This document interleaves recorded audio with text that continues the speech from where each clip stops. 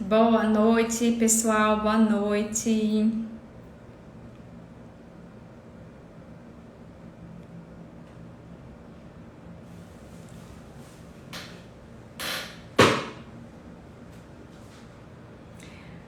Oi, Carol. Boa noite.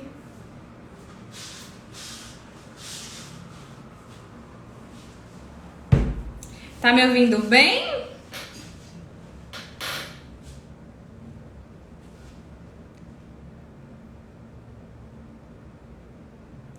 Vamos esperar um pouquinho mais outras pessoas entrarem. Então, dá um tempinho, tá? Pra gente poder começar a nossa live. Sejam bem-vindos. Seja bem-vinda, né? Você também. Bom rever você aqui no perfil. Tá gostando das novidades do perfil?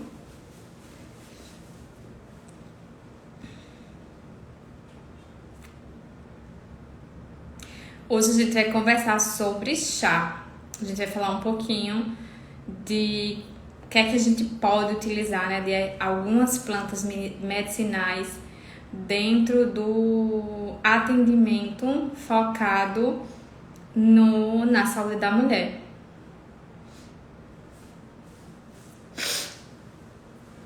Boa noite, Silvia. Mais uns 3 minutinhos a gente começa a conversar, tá? Não saiam daqui, fiquem aqui. Pega o caderninho para anotar tudo.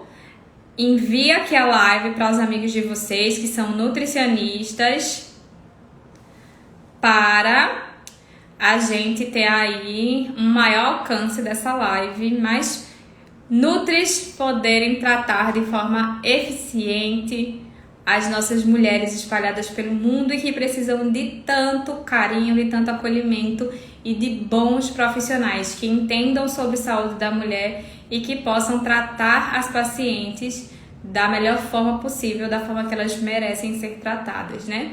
É assim que a gente consegue conquistar os nossos pacientes.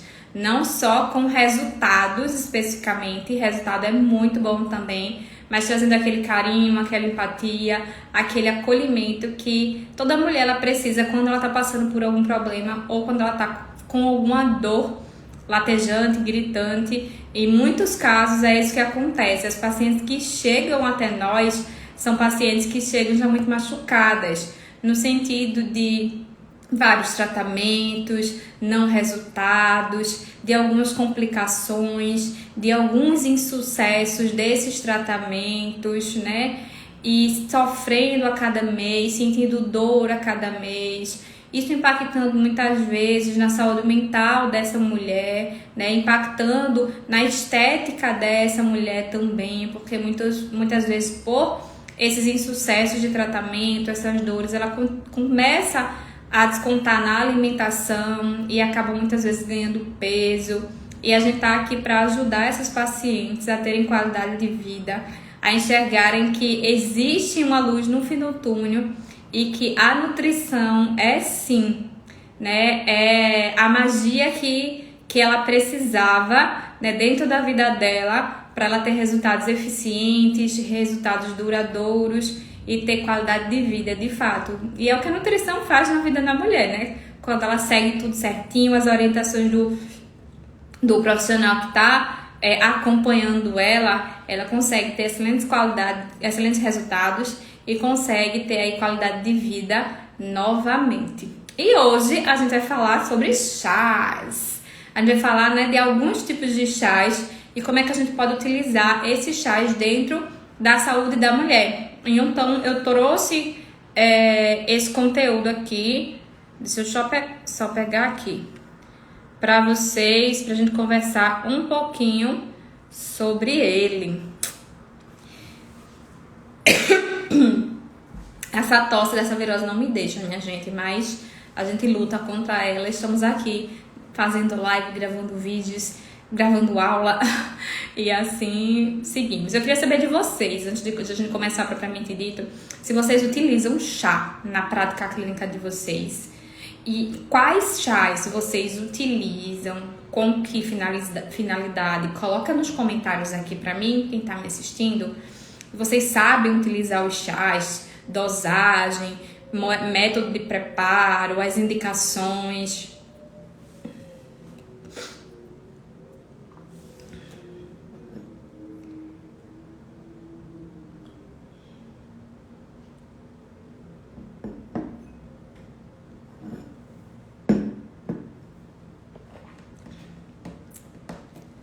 Seja bem-vinda, Lorena, Letícia, Fabi. E aí, ninguém se pronuncia, ninguém quer se arriscar colocar aqui nos comentários. Só coloquem que vocês usam ou se não usam. Prescrevem, na verdade, né?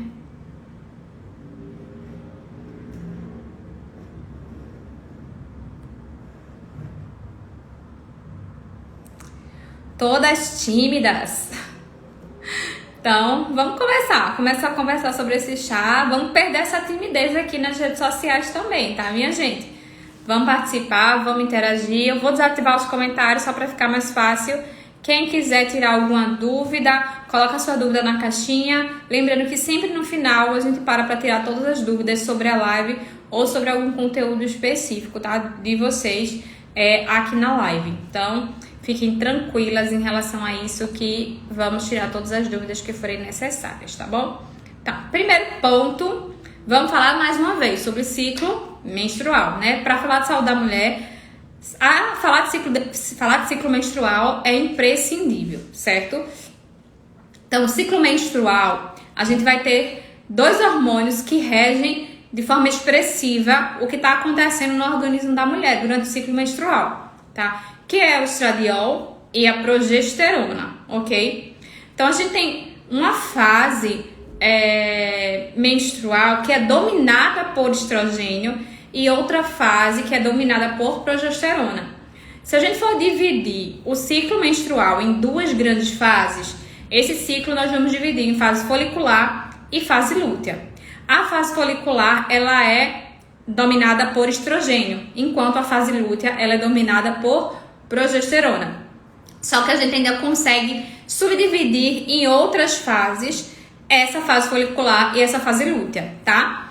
Então, essa fase folicular, a gente pode ter nomes diferentes na literatura. Então, talvez você já viu fase folicular inicial, fase folicular tardia, fase lútea inicial, fase lútea tardia. Você já ouviu falar sobre a fase ovulatória, mas existem outras classificações também, né? Então, a gente vai falar da primeira fase. O que é que está acontecendo nesse organismo dessa mulher e quais são as possibilidades de ervas que a gente pode estar utilizando, tá? Então, a fase menstrual, o nome já está falando, é a fase que acontece o processo de menstruação, a perda de sangue.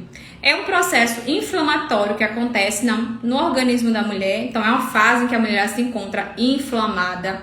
É uma fase que existe uma queda hormonal. Então, hormônios como progesterona e estradiol, nessa fase, eles estão em níveis baixos. É uma fase que a mulher muitas vezes está com dor, com cólica, por causa desse processo inflamatório. E quanto maior esse processo inflamatório, consequentemente, mais cólica, maior vai ser a intensidade de dor que essa mulher ela vai estar apresentando.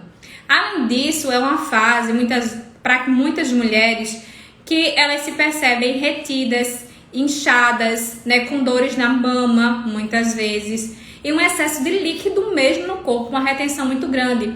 Tem mulheres que chegam a reter até 2 litros de líquido no corpo, né, aumentando de forma significativamente o peso corporal delas, tá? Consequentemente, se a mulher está inflamada, se a mulher ela está com dor, se a mulher está com retenção de líquido, esses vão ser os nossos alvos terapêuticos nessa fase da menstruação. Que a gente divide aí mais ou menos do 1º ao 5º dia do ciclo. Essa é uma forma de divisão, além de outras que existem, tá?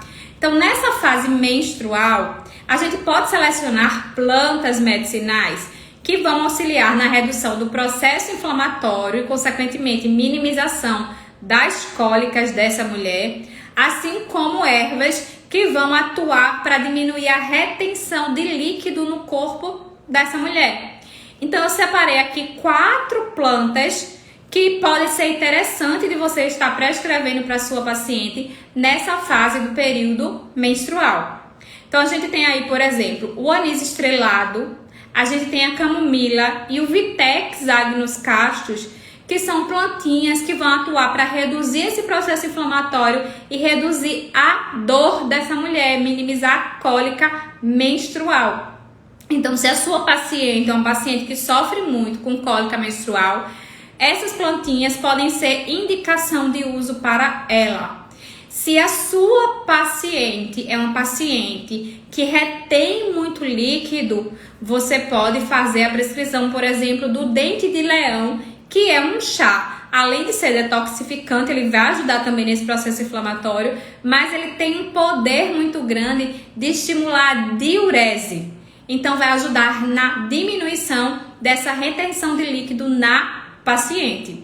Então, se a sua paciente ela tem mais de um desses sintomas, você pode fazer a mistura de até 3 ervas, por exemplo, para prescrever no dia para essa paciente fazer a utilização, ok? Então, essas são as 4 orientações que eu dou para vocês utilizarem na prescrição da paciente de vocês nessa fase menstrual, para minimizar cólica, dor na mama, retenção de líquido e esse processo inflamatório que está acontecendo nessa fase do ciclo para essa mulher. E tudo isso está relacionado, como eu falei, à inflamação, mas também a essa queda hormonal faz com que essa mulher ela se sinta muito mais retida, muito mais inchada, ok?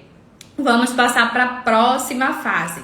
Então, após a fase menstrual, a gente vai ter uma outra classificação, que é a fase pós-menstrual, que ela vai do 6º ao 10º dia do ciclo menstrual, ok?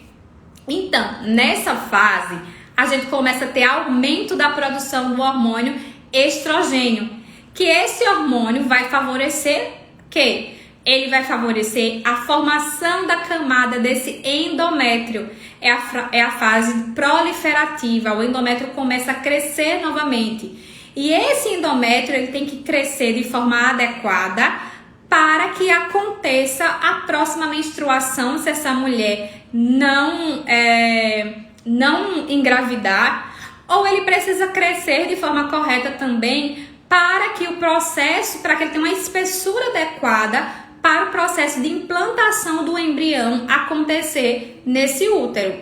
Se ele não tiver uma espessura adequada, por exemplo, uma produção insuficiente de estrogênio, consequentemente, esse embrião, ele não se liga, tá? Ele não implanta. E essa menstruação vai ser uma menstruação de um fluxo muito baixo. Então, por exemplo, hoje eu atendi uma paciente que ela apresentava um fluxo menstrual de um dia, tá? Era uma paciente que veio tratar a questão da fertilidade, preparar o corpo para a fertilidade, e já veio de um insucesso de uma FIV anterior, tá? E quando eu olhei os hormônios dela e olhei o estradiol, por exemplo, o estradiol dela, no 3º dia do ciclo, que é um dia ideal para a gente avaliar o nível de estradiol na mulher, estava com um valor de 18, tá? Que é um valor baixo para essa fase do ciclo. Nessa fase do ciclo, a mulher deve apresentar para a questão da fertilidade um nível de estradiol superior a 35. Então, correlacionava muito bem com o sintoma menstrual dessa mulher. Ela menstruava um dia só, por quê? Porque ela não produzia estrogênio suficiente para produzir uma camada espessa de endométrio. Então, não tinha endométrio suficiente para descamar e promover uma menstruação. Então, o objetivo dessa fase é justamente otimizar essa produção adequada de estrogênio, para a gente ter aí uma formação desse endométrio de forma adequada. E, por exemplo, a romã, a sálvia, a amora, a framboesa, o gergelim preto, são plantinhas que a gente consegue prescrever na forma de chá, todas elas, tá? Para fortalecer essa fase do ciclo em que a mulher se encontra, tá? E favorecer, consequentemente, esse ambiente uterino muito mais saudável. Então, são 4 opções que você tem aí que você pode prescrever, tanto uma ou 2 ou até 3 plantinhas, como eu já falei, vocês podem estar prescrevendo, tá? Para pacientes de vocês. Geralmente, quando eu faço a prescrição de acordo com a fase do ciclo menstrual, eu gosto de escolher uma plantinha por fase, tá? Se a paciente, por exemplo, tiver mais de uma queixa, eu tento selecionar uma erva que ela seja multifuncional. Muitas vezes que além dela ter uma função, por exemplo, antioxidante, ela tem uma função diurética. Além de ter uma ação anti-inflamatória, tem uma ação diurética, por exemplo. Para não ficar colocando tanta planta, até para eu poder perceber o que é que funcionou e não funcionou no organismo daquela mulher. Então, geralmente eu seleciono uma erva por fase do ciclo para essa mulher ela estar utilizando, certo? A próxima fase que a gente vai ter é a fase ovulatória.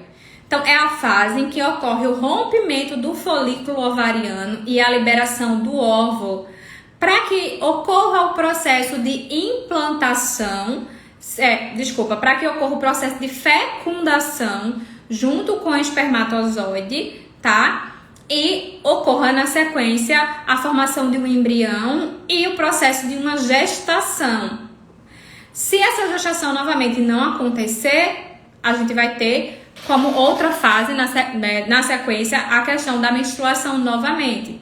Então, essa fase é uma fase que a gente tem a liberação do óvulo, né? E esse folículo, ele é convertido ao corpo lúteo. E esse corpo lúteo, ele vai ser um grande produtor de progesterona, tá? Então, o objetivo nessa fase é manter justamente níveis de progesterona adequado, né, nesse organismo. A progesterona, ela é responsável pelo processo de decidualização desse endométrio, que é uma transformação que acontece no endométrio que favorece o processo de implantação desse embrião. Então, é uma janela de oportunidade que o corpo tem que favorece a fertilidade, essa preparação desse endométrio, tá? Então, algumas plantinhas podem ser utilizadas dentro desse contexto para essa preparação. A gente pode pensar aí na calêndula, no capim-limão, na melissa, na macela, na casca de inhame, por exemplo. Fora que muitas vezes nessa fase, né, às vezes é uma fase que precisa de um apoio, vamos dizer assim, nutricional adequado para que esse processo de ovulação aconteça de forma adequada e para que esse processo de implantação ele aconteça de forma adequada também. Então, a gente precisa ter um corpo lúteo forte, produtor de progesterona. Então, a gente consegue otimizar essa fase, por exemplo, utilizando essas plantas medicinais que eu coloquei aqui para vocês, tá? E a próxima fase e última fase que a gente pode estar pensando é a fase pós-ovulatória, que ela vai do 18º dia do ciclo até o período menstrual, tá? Nessa fase ovulatória, a gente vai ter duas coisas acontecendo. Primeiro, do 18º dia do ciclo até mais ou menos ao 24º dia do ciclo, 25º, a gente vai ter um boom de produção de progesterona. A gente vai ter aquele pico de progesterona, o momento de maior produção, tá? Depois, a gente vai ter uma queda dessa progesterona, a gente vai ter uma queda desse estradiol para favorecer a próxima menstruação se a fecundação ela não acontecer e a implantação não acontecer. Então, a gente pode pensar em algumas estratégias, dependendo do objetivo com a sua paciente, tá? Por exemplo, se a sua paciente é uma paciente de fertilidade, nessa fase, pensando em otimizar essa fertilidade da sua paciente, você pode pensar, por exemplo, em prescrever goji berry para ela, que é uma excelente frutinha da fertilidade, tá? Então, é super interessante. Mas, às vezes, o seu objetivo é muito mais equilibrar esse corpo hormonalmente para que a próxima menstruação ela seja mais leve, seja mais tranquila para o organismo dessa mulher. Sem inchaço, sem retenção, sem dor, por exemplo. Então, a gente pode pensar em estratégias anti-inflamatórias e antioxidantes, porque o final dessa fase, né, né, esses mais ou menos 7 dias antes da menstruação, 10 dias antes da menstruação, é quando a gente tem já um aumento do processo inflamatório no organismo dessa paciente. Então, como consequência, se a gente não tiver um equilíbrio hormonal, uma redução dessa produção de citocinas pró-inflamatórias, o resultado vai ser uma menstruação dolorosa, né, insuportável para algumas, em muitos casos, e principalmente se ela tiver alguma patologia associada. E aí vem aquele significado na cabeça da mulher que a menstruação é algo ruim, né? Que não é bom menstruar, que eu não quero menstruar, eu quero tomar algum anticoncepcional, algum método hormonal, porque a menstruação é uma coisa ruim, é uma coisa que me faz mal, eu não gosto de sangrar, eu sofro nessa menstruação, que nenhuma mulher precisa sofrer na sua menstruação, mas ela precisa de um ambiente favorável para que isso não aconteça. Então, o gengibre, a erva doce, a amora, por exemplo, são excelentes estratégias para esse objetivo especificamente, tá? Nessa fase, no final dela, a gente poderia acrescentar aqui algumas outras plantinhas. Acontece muito nesses 7 dias a 10 dias antes, justamente essa baixa de progesterona, né, favorecer também vamos dizer assim, a alguns distúrbios emocionais. Ansiedade, choro nessa mulher, por exemplo. E aí a gente pode pensar em plantinhas que estão relacionadas a isso, a trazer essa calma, essa tranquilidade que essa mulher está precisando nesse momento. Então a camomila poderia entrar, a melissa poderia entrar dentro desse contexto também, quando for esse o objetivo, né? Melhorar essa ansiedade, trazer essa calma, deixar essa mulher mais centrada nessa fase que às vezes ela não está por causa dessa baixa de progesterona que acontece no organismo dela, né? Então, isso daqui a gente pensando, por exemplo, numa mulher que a gente só quer otimizar essas fases do ciclo, a gente quer equilibrar esses hormônios que às vezes eles estão desequilibrados, né? A gente quer fortalecer essa fertilidade dessa mulher. Mas quando essa mulher apresenta uma patologia, né? Quando ela apresenta uma doença, por exemplo, o que prescrever para essas pacientes? Qual chá utilizar? Então, também separei isso aqui para vocês, para a gente conversar um pouquinho sobre isso, né? Quais ervas utilizar para cada tipo de distúrbio. E aí eu separei, tá? Então, nesse primeiro, vamos dizer assim, slide, eu coloquei aqui para vocês o quê? Eu agrupei as doenças que são estrogênio dependentes, que são a endometriose, a adenomiose e os miomas, tá? Então, o estrogênio nessas mulheres, ele tende a estar elevado. Então, a gente pode pensar, por exemplo, se essa mulher está com níveis elevados de estrogênio, a doença é um estrogênio dependente e o estrogênio favorece a piora do quadro dessa mulher, então a gente quer manter níveis de estrogênios mais baixos e dentro de um padrão de normalidade. Quando eu falo mais baixo, é dentro de um padrão de normalidade e não abaixar esse estrogênio a ponto de impactar na qualidade de vida. O estrogênio tem um papel reprodutor muito importante, mas ele também tem um papel na saúde da mulher extremamente importante. Ele está associado à função cardiovascular adequada, associado à função cognitiva de memória adequada para essa mulher, né? Uma estrutura óssea para essa mulher saudável, está associado à libido, está associado à saúde vaginal. Então a gente também não pode ter níveis muito baixos de estradiol, que a gente tem que manter níveis ótimos dentro do valor de referência, ou melhor, dentro do valor ideal, porque nem sempre o valor de referência é o valor ideal, tá? Mas no caso da mulher que tem essas patologias, ela tem excesso de estrogênio, então que a gente quer baixar esse estrogênio para um valor ideal, tá? E o que é que a gente poderia? Se o objetivo é baixar o estrogênio, uma planta excelente para isso é o chá verde. O chá verde, ele estimula a detoxificação e a eliminação desse estrogênio do organismo. Então, é uma excelente estratégia que a gente pode estar utilizando nas pacientes que apresentam endometriose, adenomiose e mioma, tá? O chá de unha de gato e o chá de uxi amarelo, eles são chás anti-inflamatórios, tá? Então, ele reduz o processo inflamatório, porque a endometriose, a adenomiose e o mioma geram inflamação no organismo. são doenças inflamatórias, ok? Então, se a mulher ela sofre com dor, se ela tem cólicas, que leva ela a não produtividade, que leva ela a não se tornar funcional, que baixa a qualidade de vida delas, isso está associado ao excesso de inflamação do organismo. E a gente precisa reduzir essa inflamação para reduzir essa dor que essa mulher ela apresenta, tá? Então, consequentemente, utilizar chás anti-inflamatórios vão ser importantes. Quando a gente fala de adenomiose e quando a gente fala de endometriose, são focos de endométrio que a gente vai ter no miométrio, no caso da adenomiose, ou a gente vai ter esses focos no ovário, nas trompas, na pelve ou em algum órgão pélvico da mulher. Ou até mais, existem relatos hoje em dia, por exemplo, de focos de endometriose no pulmão, no cérebro.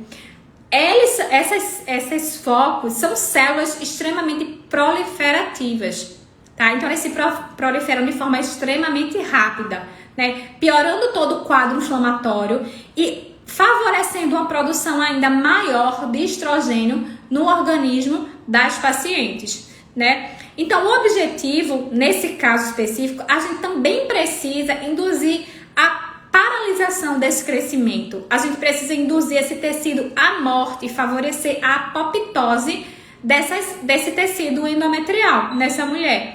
Então, a unha de gato tem essa característica de reduzir esses implantes endometriais. Então, ao mesmo tempo que a gente trata a inflamação, a gente trata uma dor, a gente também reduz os focos de endometriose que essa mulher ela vai apresentar.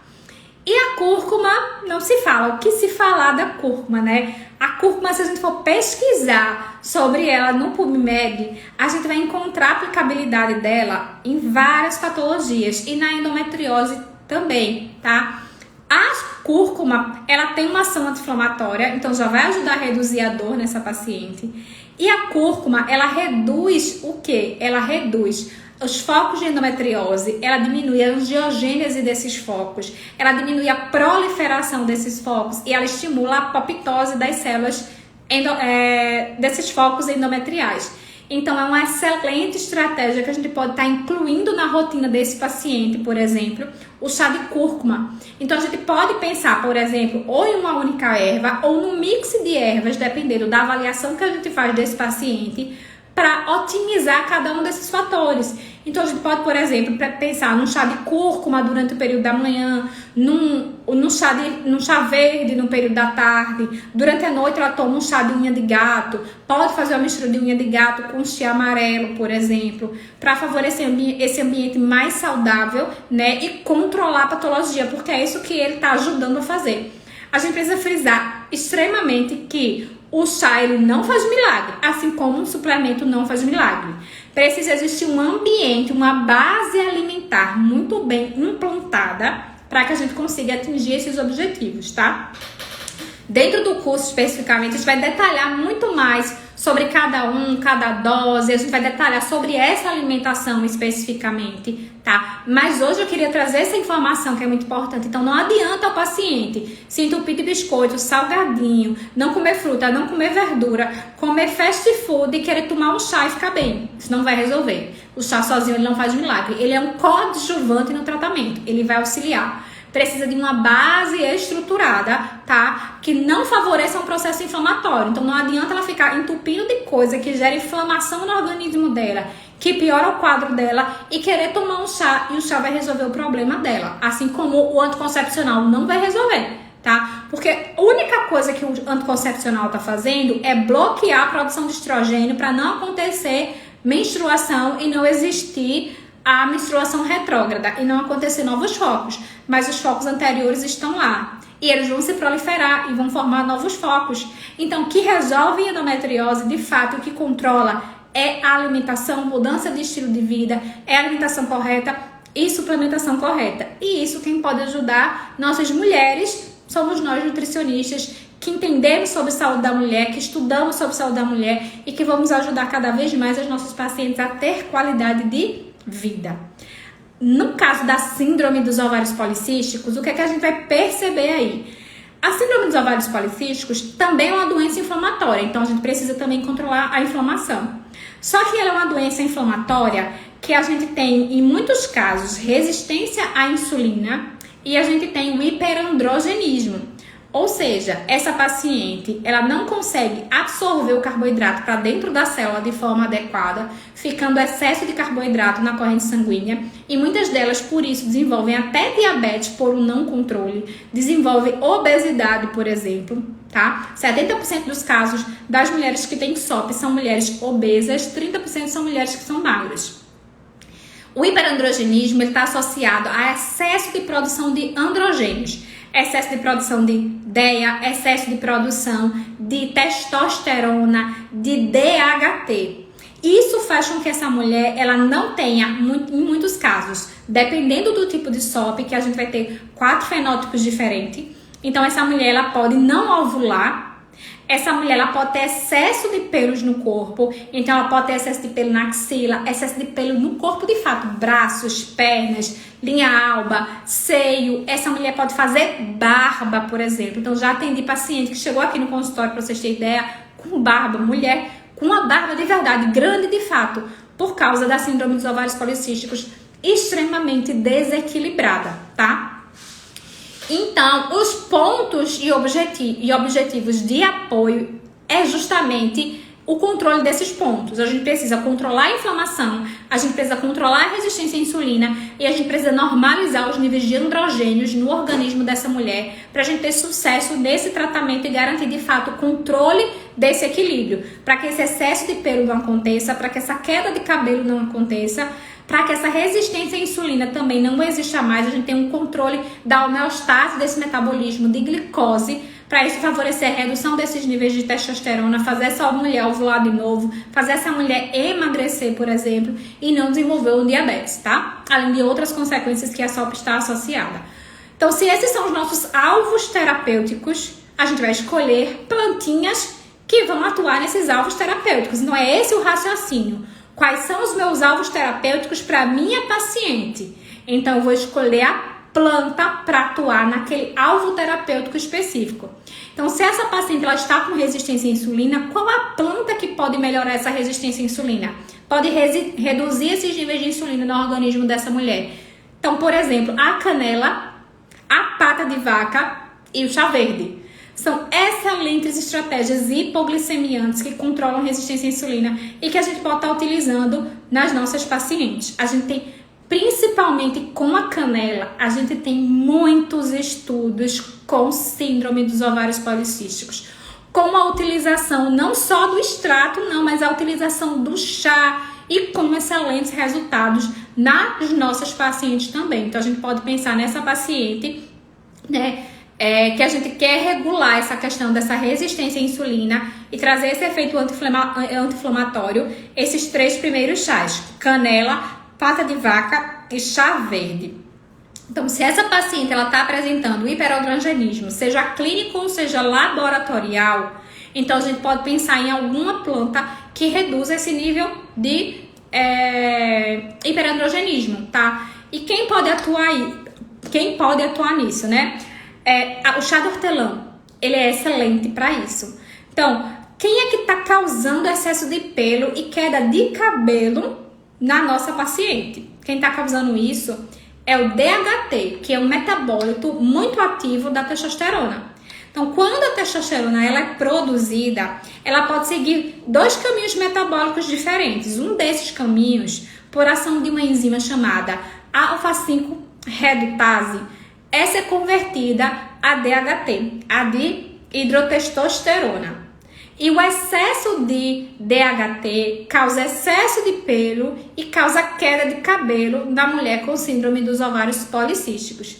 Então, o que é que o chá de hortelã ele vai fazer? Ele inibe a enzima, consequentemente diminuindo o quantitativo de DHT e diminuindo o excesso de pelo e a queda de cabelo e reduzindo o hiperandrogenismo. Sem falar, minha gente, que na mulher que apresenta síndrome dos ovários policísticos e resistência à insulina, uma das coisas que leva ao hiperandrogenismo é justamente a resistência à insulina. Então, se você está reduzindo a resistência à insulina, isso já vai favorecer também a redução do hiperandrogenismo nessa paciente, ok? Nossa Nossas outras patologias que a gente vai falar sobre elas hoje são a candidíase. Inclusive foi uma das perguntas da nossa caixinha. Qual chá utilizar para o tratamento da candidíase nas nossas pacientes? Então, a candidíase é uma patologia que está associada a um supercrescimento de fungo, tá? Esse supercrescimento de fungo, ele não está apenas na vagina dessa mulher, ele também está no trato gastrointestinal. Então, quando você pensar em tratar candidíase na sua paciente, você tem que tratar também o trato gastrointestinal. E é muitas vezes por isso que as pomadas, os medicamentos como o fluconazol, eles não funcionam, porque eles têm muitas vezes uma ação específica focada principalmente na vagina dessa mulher. Fora que o ambiente precisa ser modificado. Não adianta tomar fluconazol, não adianta usar uma pomadinha e ainda assim ter uma alimentação que favoreça o crescimento do fungo, viver se estressando, ter um sistema imunológico não legal e ter um desequilíbrio hormonal, tá? Então, mulher com SOP pode ter candidíase por causa da resistência à insulina. Mulher com endometriose, com mioma e com adenomiose pode ter candidíase por causa do excesso de estrogênio. Além disso, níveis elevados de prolactina também favorecem o crescimento fúngico.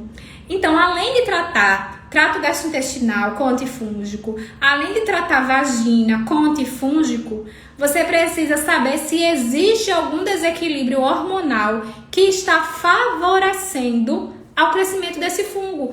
Porque se o desequilíbrio hormonal não for tratado, não vai ter dieta que resolva. Não vai ter fluconazol que resolva, tá? Assim como, se essa paciente é uma paciente que tem um nível de estresse e de ansiedade elevado, se ela não tratar o estresse e a ansiedade, não vai ter dieta novamente que resolva e não vai ter remédio que resolva. O tratamento da candidíase é multifatorial. Excesso de cortisol no corpo favorece uma queda da imunidade. E cândida é um fungo que ele é oportunista. Então, se a imunidade cai, a cândida vai se proliferar. Então, é todo um ambiente que precisa ser controlado para existir o controle da cândida. Aí, o que é que acontece de muitos insucessos de tratamento? É porque todos os pilares eles não são tratados. Não adianta tratar 1, 2, 3 pilares. Precisa tratar todos os pilares para existir um sucesso no tratamento da candidíase, tá? E o que foi que eu coloquei aqui de chás para vocês? O chá de alecrim, o chá de orégano, o chá de alho e o chá de cravo. Todos eles são antifúngicos, tá? E mais, existem muitos casos de candidíase que está associado a infecção bacteriana também. É muito comum a paciente ter desbiose bacteriana. Atendi hoje, por exemplo, a paciente que tinha candidíase e que tinha gardnerella ao mesmo tempo. Infecção fúngica e infecção bacteriana, porque uma acaba favorecendo o desenvolvimento da outra. Esses chás eles também são bactericidas, então vão ajudar dentro desse contexto. Então são ótimas opções. E é um oréganozinho mesmo seco que você precisa utilizar para temperar, para fazer uma pizza no seu dia a dia. É aquela plantinha mesmo que vai utilizar para poder, por exemplo, otimizar esse processo, né, antifúngico e favorecer esse ambiente. Eu tô falando aqui para vocês da utilização via oral, tá? Do chá de orégano, de alecrim, do de alho e de cravo, por exemplo. Mas a paciente também, ela pode fazer banho de assento com esses chás para favorecer, além de uma ação via trato gastrointestinal, uma ação mais local em relação a essa vagina. Então ela pode fazer um chazinho, né, e fazer um banho de assento em torno de 20 a 30 minutos, 20 não, desculpa, de 15 a 20 minutinhos antes de dormir ou de manhã cedo, por exemplo, para também ter uma ação mais local desses ativos que têm característica antifúngica, tá? Na menopausa, a gente vai ter aí uma queda muito brusca dos níveis de estrogênio. Esse ovário entrou em falência ovariana. Ele não é mais capaz de produzir progesterona, ele não é mais capaz de produzir estrogênio. E o que é que acontece? Acontece uma série de sintomas, né? É como se a vida da mulher ela acabasse. Porque sem estrogênio, sem progesterona e todas as funções que eles têm benéficas, que novamente não está ligada só à reprodução, né? Tá ligada à cognição, saúde cardiovascular, saúde óssea, saúde respiratória, né? Metabolismo. É muito comum na menopausa acontecer queda da libido, é muito comum na menopausa acontecer osteoporose, ressecamento vaginal, diminuição da lubrificação vaginal, aumento dos calorões e aumento dos fogachos. Essa mulher, às vezes, ela nunca tem dificuldade com o peso dela e ela começa a ganhar peso. Então, acontece muito por causa do metabolismo de estrogênio alterado. Essa fase é uma fase comum de aparecer dislipidemias também.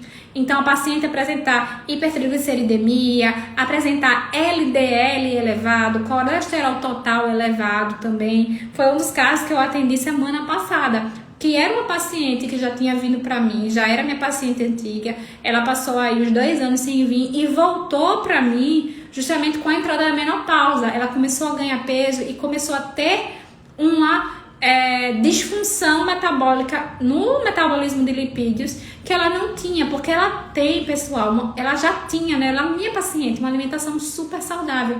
E mesmo ela não retornando para mim, de acordo com os relatos dela, ela estava seguindo todas as orientações que eu dei há 2 anos atrás para ela. Então, pelo relato dela do hábito alimentar, não tinha muito a que justificasse esse excesso de colesterol.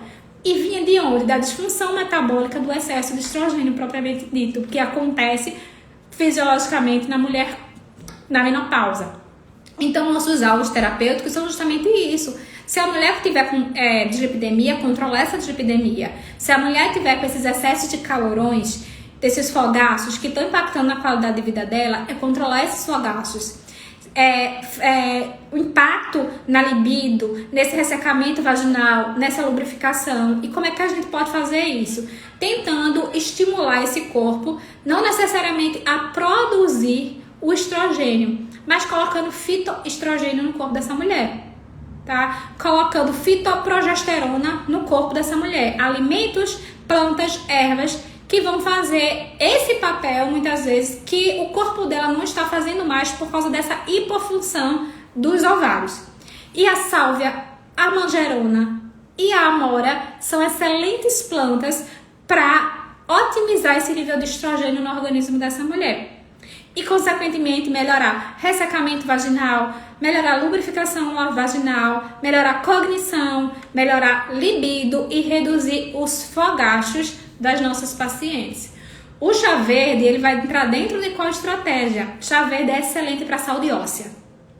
Então, se essa paciente é uma paciente que está com osteopenia, que está com osteoporose, a gente pode pensar nisso.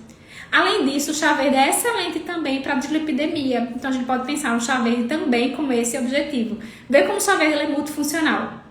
A gente viu basicamente em todas as patologias o chá verde estando presente, tá?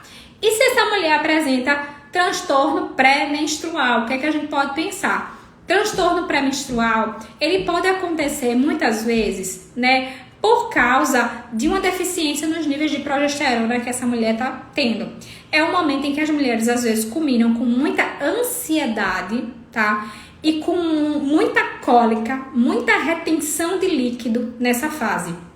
Então, a gente tem classificações diferentes dessa TPM, tá? Então, essa TPM pode estar associada a uma compulsão alimentar, uma vontade de comer maior, pode estar associada a uma retenção de líquido, pode estar associada só a uma cólica mais intensa, uma dismenorreia que essa paciente ela apresenta. Então, as estratégias e alvos terapêuticos são esses. Então, a gente pensa no chá de gengibre, porque o chá de gengibre ele diminui a inflamação, ele diminui cólica, ele diminui fluxo menstrual. A gente pensa o chá de sálvia também nesse contexto de diminuir a dor, a cólica que essa mulher tem. Pensa na melissa e na camomila, porque vão ajudar no controle desses sintomas de ansiedade que essa paciente ela pode estar apresentando dentro dessa fase em que ela se encontra. Então, a gente pode pensar nessa suplementação desde o primeiro dia do ciclo, no caso dessas mulheres da TPM, até mais ou menos o 8º dia do ciclo. Ou a gente já pode começar a fazer antes da menstruação vir, 2, 3 dias antes da menstruação, por exemplo, ele começar a fazer. Porque o nosso objetivo é ciclar os chás de acordo com o momento de vida que a mulher se encontra. Mulher não tem ciclo, quer dizer, mulher, ela tem ciclo hormonal. Os hormônios não são estáveis, eles ciclam e os nossos sentimentos, nossas emoções, os nossos sintomas orgânicos, eles mudam com o passar dos dias. Então o objetivo é que para cada momento a gente tem uma planta e a gente tem uma erva específica. Então é nisso que a gente vai estar selecionando dentro desse ambiente que essa mulher se encontra e ela está inserida. Então tem muita coisa que a gente consegue fazer pelas nossas pacientes, né? Vocês perceberam aqui que a gente tem uma infinidade de plantas, eu coloquei só alguns exemplos, mas a gente tem muitos mais outros exemplos que a gente pode estar utilizando com as nossas pacientes, tá? E, consequentemente, melhorando a qualidade de vida dessas nossas pacientes.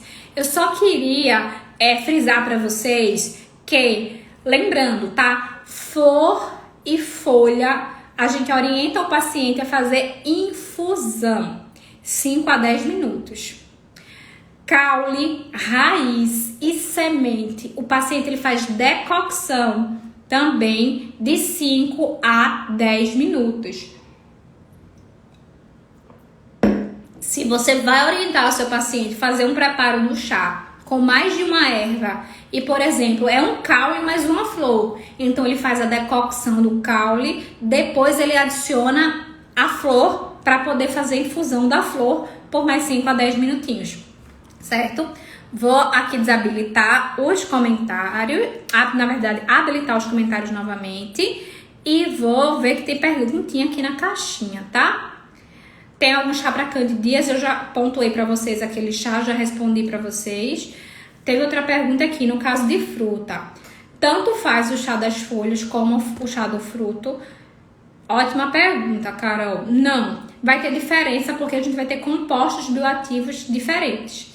Então, em alguns momentos a gente orienta a fazer a utilização do fruto, em outros momentos a gente fazer a utilização da folha mesmo. Então depende do objetivo do paciente, da sintomatologia, para a gente selecionar se vai ser fruto ou se vai ser folha, tá? Então a amora, em alguns casos, pode ser o chá da amora, 3 amoras, 4 amoras, por exemplo. Em alguns casos a gente vai orientar fazer o chá com a folha da amora propriamente dita, dependendo desses objetivos dessa nossa paciente, certo? Alguém tem mais alguma dúvida, pessoal?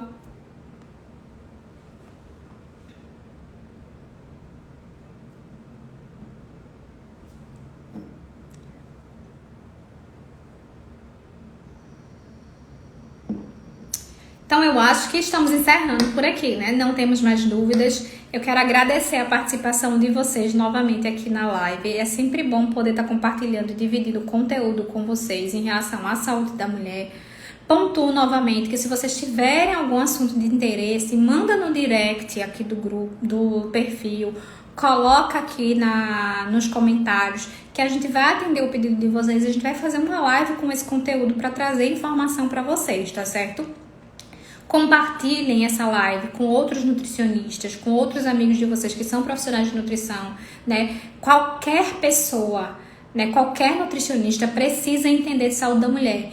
Mesmo aquele nutricionista que quer trabalhar com nutrição esportiva, por exemplo, e vai atender mulher, ele precisa entender de saúde da mulher. Senão ele não vai conseguir ter resultados satisfatórios e conseguir ser um profissional integrativo. Então, ele vai ser aquele profissional, por exemplo, que trata a estética, mas não consegue tratar uma candidíase. Então, já atendi vários casos de pacientes aqui que vieram para mim, né, justamente por isso. Eles tinham um outro nutricionista, era nutricionista esportivo. Eles amavam esses pacientes. Eles não chegaram aqui para se queixar em relação a nada, porque querendo ou não, por mais que seja antiético, sempre o paciente chega falando do outro profissional que atendeu, né? A gente que não dá corda para ele em relação a isso. Mas vários desses pacientes já chegaram aqui, por exemplo, eu não tenho queixa do meu Nutri. Só que as estratégias que ele estava utilizando para eu ganhar massa muscular ou emagrecer não estavam alinhados com a parte ginecológica. Então, por exemplo, eu tenho candidíase. Eu não estava vendo estratégias que trabalhassem a questão da candidíase. Então ele passava whey, ele passava leite, ele passava iogurte, ele passava pão pra mim, que eu já li, já vi relatos, já vi no seu perfil, inclusive, que não é interessante. Então, eu preciso de alguém que me atenda de forma integrativa, que consiga trabalhar a questão estética e consiga trabalhar essa questão dessa queixa que eu tenho, por exemplo, que é a candidíase. Deu para entender? Então, nosso objetivo é que a gente seja um profissional integrativo. Então, todo mundo que atende mulher precisa entender de saúde da mulher. Se você decidiu que você vai atender mulher, você precisa entender de saúde da mulher. Porque só assim você vai conseguir ter um tratamento, um atendimento integrativo e de qualidade para o seu paciente, né? A gente tem mais uma perguntinha aqui. Para o tratamento de endometriose, é recomendado o consumo de chá quantas vezes ao dia? 2 a 3 vezes ao dia, 200 ml, tá? Não exceder. Chá não é água, chá é remédio, é terapêutico e também não pode estar em excesso, tá bom? Mais alguma pergunta? Antes da gente encerrar nossa live? Lembrando que próxima quinta estaremos aqui novamente. Então, aguardando todo mundo pra gente conversar mais na próxima live, tá bom? Então, boa noite, beijo no coração de vocês. Espero que vocês tenham gostado e até a próxima quinta-feira.